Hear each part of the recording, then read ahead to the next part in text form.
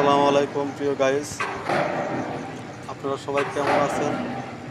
আমাদের যমুনা নদীর বুকে বিদ্যুৎ টাওয়ার হচ্ছে। বিদ্যুতের পাইপ হচ্ছে 2 মিটার 850টা পাইপ, 80 মিটার থিকনেস। এশিয়া মহাদেশের মধ্যে সর্বোচ্চ বড় পাইপ এবং সর্বোচ্চ থিকনেস আলা পাইপ। এরকম পাইপ এশিয়া মহাদেশের কোনো দেশে হয় নাই, ড্রাইভিং হয় নাই। আমাদের এই বাংলাদেশের সর্বপ্রথম ড্রাইভিং হচ্ছে।